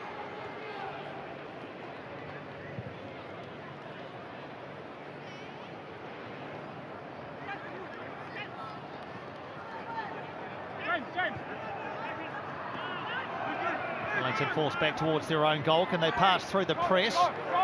Kelly Heald. Rokonchi into the centre forward channel where Eze brings it down nicely. Nagasawa alongside if he can find him, or a room for a shot perhaps. Here's Nazarene, whose number is showing on the sideline. Sheridan, Nagasawa. Great block at the near post from Uzcock, and the danger is cleared for Macarthur. That was all about James's patience and confidence at the back. Decided not to play the pass back to Oloam. Instead worked it forward down the left-hand channel and then works his way across the Macarthur back line. And that is a wonderful ball in from Matt Sheridan. Nazarene just waited and waited, wanted to draw on the defence, gave Sheridan the best chance to get across the back line, and then Nagasawa realises the quality of the chance that he had at his feet. Unfortunately, couldn't sort them out to get a shot away on Kurto's goal. It's confirmation of Piper's introduction in place of Nazarene. James and Bratton together. The ball played forward with the flag is immediately raised. And Raphael Duran puts the ball in the back of the net, but the flag had long since been raised. It puts Anthony Caceres' arguments to bed rather quickly. Duran decided to take the shot. And again, that highline the compression. Duran a yard off, but unfortunately for him, a yard wide. So Paul Eiffel, Corbin Piper introduced. We'll get you to keep eyes on him. He won't be hard to spot. What do you expect from him in terms of instructions in this one? I think find a way to get the Phoenix on the front foot. He looks like he's employed obviously down the middle. Can they get it into him and get bodies around him? You know he's going to cause a nonsense series on the ball now. Thought about the shot, but sees Eze. Threads the ball inside. Yeoman's across. And last touch off Eze, was it? Yes, in the eyes of the referee it was. So Eze and Yeoman lumbering towards one another. Well, Corbin Piper is now the point of the spear for the Wellington Phoenix. Eze has actually dropped into one of those number 10 positions, and that is exactly what Chiefy will want to see. Piper dropping off, looking to bring in the runners, and Eze a willing one at that. But Matt Yeoman, simply brilliant. Not only did he deny the chance, but he got there first and won his side a throw-in.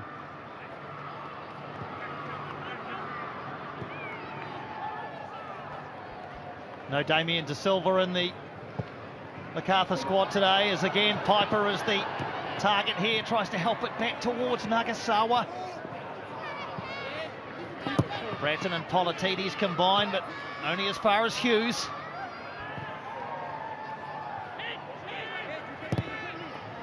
And Isaac Hughes has to get back and at the expense of a throw. Well, I'd love to get Ivey's thoughts on this in a moment, but with Piper on, the runners in and around him now need to gamble, because he's going to win more 1v1 duels than he'll lose. And he'll look to flick the ball on, but he needs runners to feed off that. And we saw there Nagasawa waiting for a more controlled attack to develop. There's going to be half chances. There's going to be scraps off the back of Piper. You need to get close and you need to make that run. Be proactive. Still no shots on target for Wellington after 73 minutes of this match. Philip Kurto has not had to make a save, largely actually down to the likes of Tommy Uzcock and Matt Yeoman in front of him, who have formed a very robust defensive wall and denied Wellington any half opportunities. But they do have a free kick situation now, Wellington, which they can look to capitalise on. It's been a very mature performance so far from Macarthur. Controlled defensively, acknowledging the strengths of the Wellington Phoenix, set up to deny them. Armiento delivers towards the far post and flying in Piper. Goal kick results, but things tend to happen in and around Corbin Piper. Well, it's going to be a titanic duel now. Piper up against Uzkok or Yerman. Had that back post that time. Yerman in close attendance. Might require a set piece to unlock the deadlock in the last 15.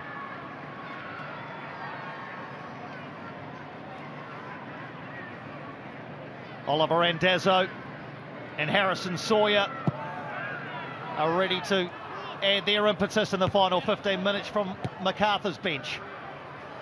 We just saw the expected goals and Macarthur there at 1.56, so statistically they should be ahead, but Josh Oluwayemi against Wong and Gurjan has come up big. Vickery off towards the corner, pursued by Rua Conchi and Kelly Heald, and goal kick results.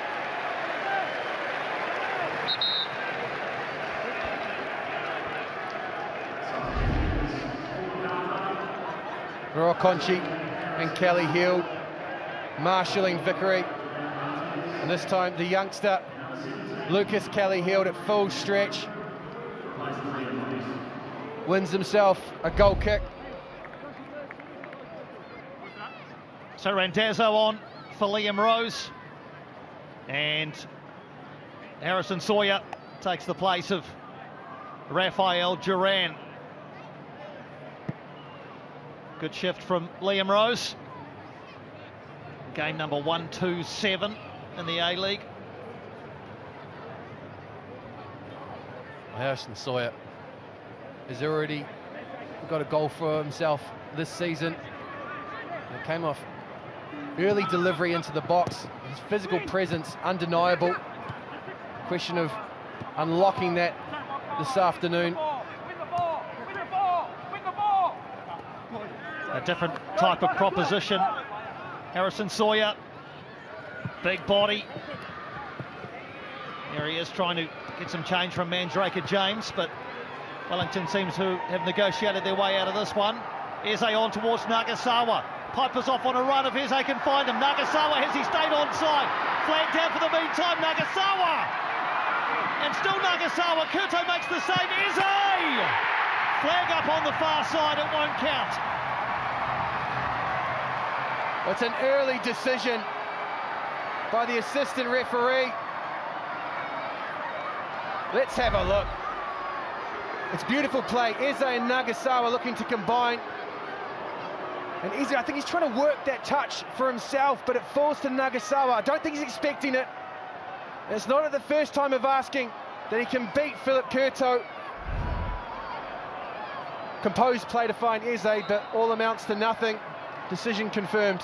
Offside. Yeah, he always looked to be too far advanced, Nagasawa, and so it proved to be.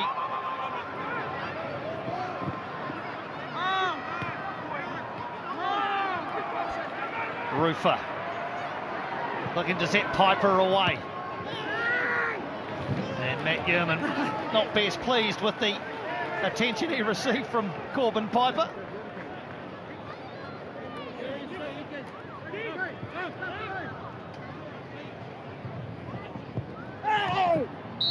Another free kick coming the way of Wellington. Callum Talbot this time. He thought it was a rather theatrical fall from Carlo Armiento, who gets up with a wry smile. That's the first time this afternoon I can remember Callum Talbot putting a foot wrong. Kelly Heald works it forward. It's a manageable situation. Even if Talbot thinks it's soft, there's no need to get that close. Armiento hugging the touchline, nowhere to go. Again, it's Armiento and Nagasawa in charge. Carlo Armiento wraps his left foot around it! And just wide of the post from Isaac Hughes. Great contact from the centre-back, inches wide from the game's opening goal. It is delicious delivery from Carlo Armiento. You hear often, the ball needs to beat the first defender, and that's why it gives the attacking players a chance to get their head on it, and Isaac Hughes does exactly that, trying to guide it into the back post, centimetres away. As close as Wellington have come, even though it won't count as an attempt on target. Just so close from Isaac Hughes, and the delivery, as you say, Jacob, was delicious from Carlo Armiento. Well, Wellington gained some confidence for that. Alex Rufer still out there, despite his recent return from international duty. Long haul travel and 80 minutes against Ecuador. He's still driving his side on.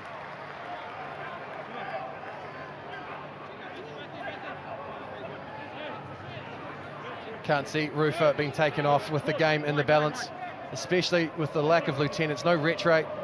Mile Jusnic still some way away. Tim Payne recovering from a broken collarbone.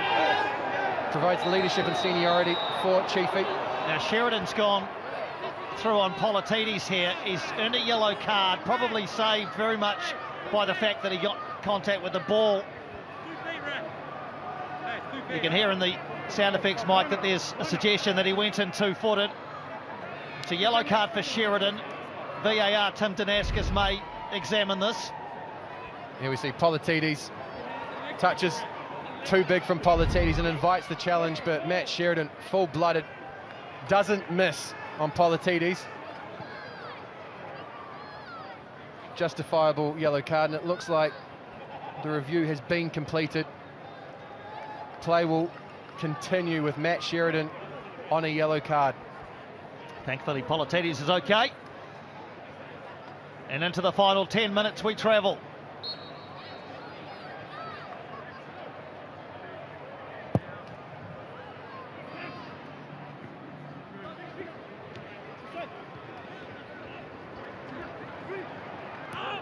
This half of the ground now in the shade. Ball play forward and Sawyer's off on a run. Armiento's got to do some defending and does it very, very well. Carlo Armiento with Harry Sawyer breathing down his neck.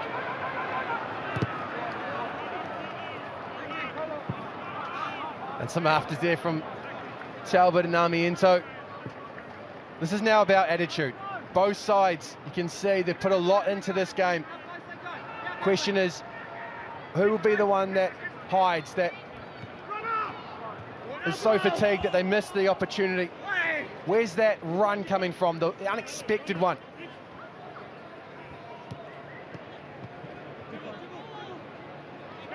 Caceres looking to set something up. Roy Conchi is away, helps it forward. Piper's off on a run. Curto all the way out. There have only ever been 2 draws in this fixture, neither of them goalless draws. This time it's Oluwayemi all the way out. Well, the Wellington Phoenix asking for an offside there. They felt Harry Sawyer was off, and that forced the hand of Josh Oluwayemi to concede the throw-in.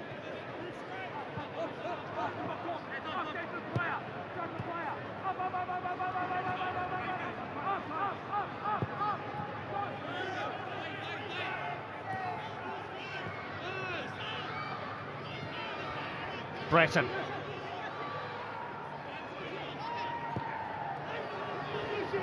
Down the left come Macarthur, and it comes to Sawyer! What a save initially by Oluwayemi, but it's found its way in. And Harrison Sawyer with his second goal of the season, and Macarthur's first away goal of the season, celebrates the goal which separates the sides now. And Macarthur opened the scoring in Wellington. What a moment to take the lead away from home. Harrison Sawyer introduced off the bench with impact. It wouldn't be Luke Bratton who opens up the left-hand side for Macarthur. Of course it is. And Politidis rolls that into the path of Harrison Sawyer. It's a committed effort from Oluwayemi, but it's not enough. Harrison Sawyer squeezes the ball under the goalkeeper. And the desperate retreating effort from Lucas Kelly-Hill can't get there. That ball's in the back of the net and Macarthur have the lead. Second of the season for Harry Sawyer, 6th of his A-League men's career. And perhaps one of the most important, as deep into this contest that has had very few clear-cut opportunities. He has put the ball into the back of Wellington's net. That one's bounced off Jonathan Barrero, so play will stop. I was about to say, Macarthur just asserted some control over the game in the last couple of minutes, and that very much plays into their favour.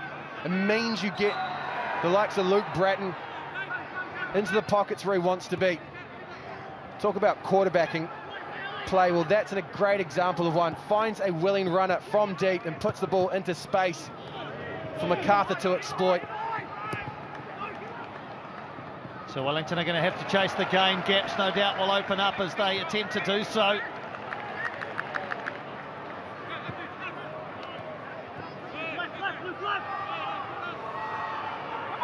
So the stretch of games without a Wellington clean sheet goes to 17 now.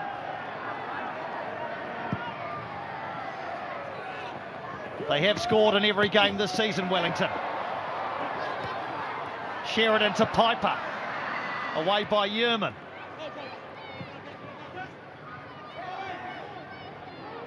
Gabriel Sloan Rodriguez is going to enter the fray shortly for Wellington.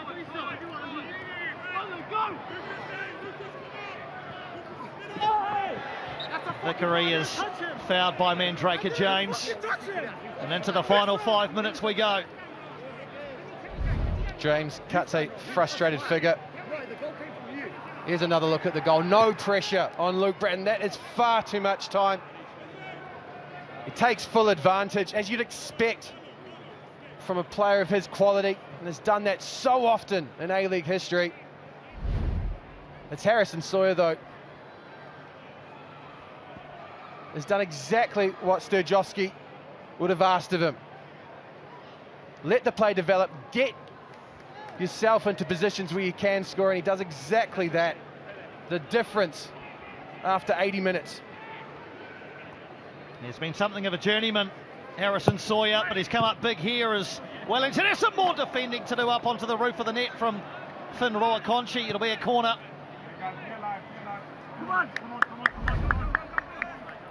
Luke Bratton trying to feed this ball into the near post, again looking for Harrison Sawyer. It's got pace, it's got whip, and Roa-Conchi with a tired leg, just able to get that over the crossbar. He's played in the likes of the Philippines, Hong Kong, India, Finland. Harry Sawyer, as well as various stints in the A-League and Australian state leagues.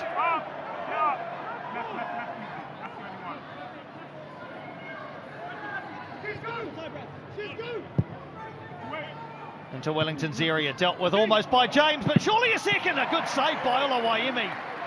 Gajan, his eyes lighting up, but Josh Oluwayemi keeps it at 1. His best game in a Wellington Phoenix shirt, Oluwayemi. If Wellington Phoenix have any chance in the embers of this one, it's because of Josh Oluwayemi. Harrison Sawyer does enough to get it beyond James, but Macarthur cannot get it past Oluwayemi.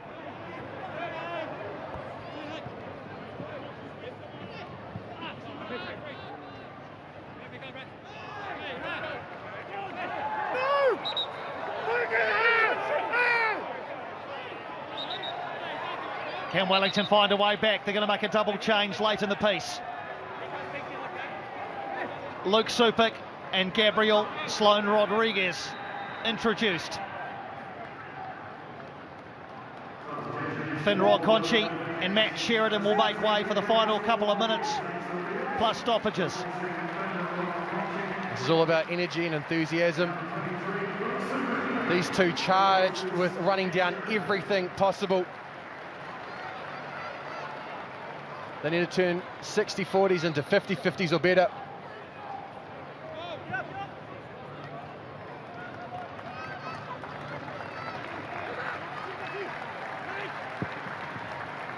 Nagasawa floats it forward, flicked on by Piper. Sloan Rodriguez thought about it. The glaring stat that has not changed all game is attempts on target from Wellington. And it sits currently at none. Macarthur haven't exactly been prolific in that area, but a fashion 4 attempts. Oluwemi's been very good, but Harry Sawyer's goal is the one. It looks as though it might be the most important moment of the game.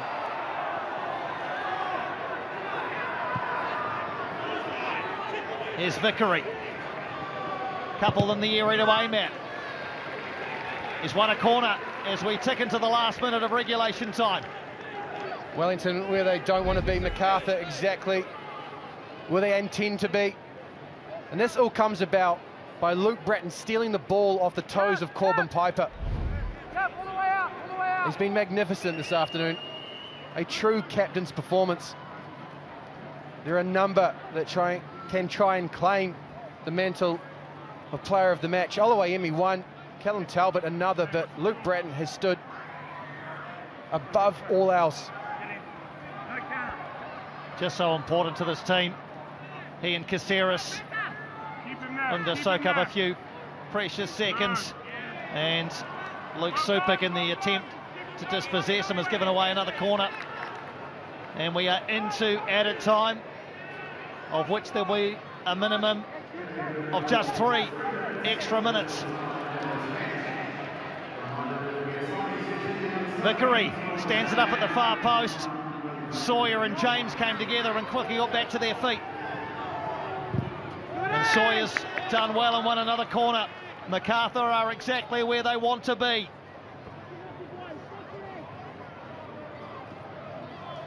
Sawyer does well to continue the pressure and importantly maintain territory for Macarthur.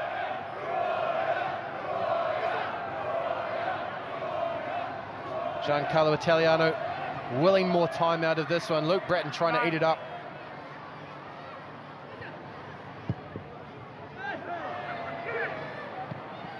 Into the side netting from Gurjan. Macarthur will travel home and host Perth Glory at Campbelltown next Sunday. Wellington welcome Adelaide United here next Saturday. So it won't get any easier for Wellington. Adelaide 4-1 winners against Melbourne City last night.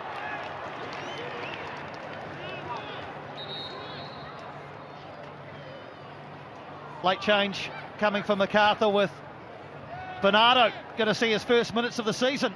There he is, in place of Shime Gurjan.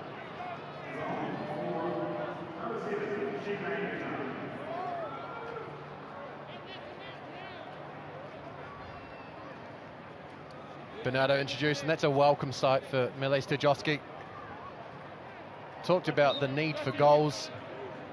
Only 3 and 4 before this match. They've scored 1, which looks to be the difference this afternoon. But if you're seeking more, Bernardo, an attack-minded player with an arsenal to support it.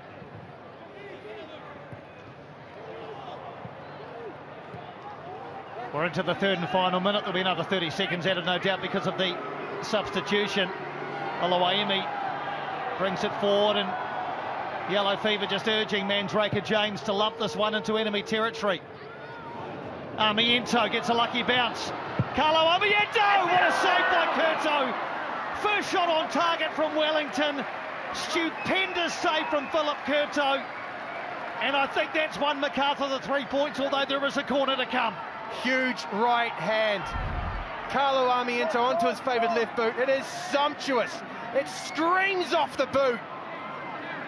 But it can't beat Curto. Well, it took until the 93rd minute. Wellington finally with a shot on target, and what a shot from that man, Carlo Armiento. Curto the equal of it. Corner results. To the edge where Nagasawa can line it up. And that perhaps sums up Wellington's day. That is a chance. Nagasawa rues the miss. He's got time and space. Macarthur so focused on denying Wellington at the first, and it falls to Nagasawa. He can step onto it, instead waits. He loses the impetus there, and it is a strike that skews off the right foot.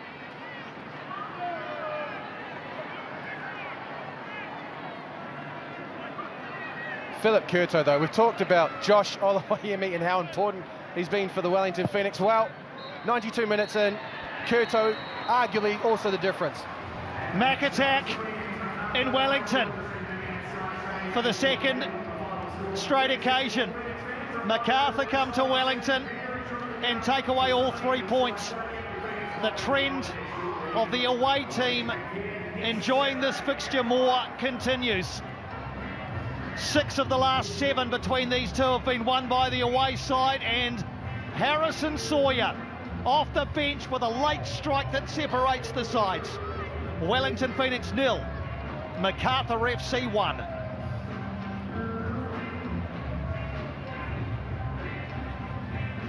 A precious, priceless strike from Harry Sawyer.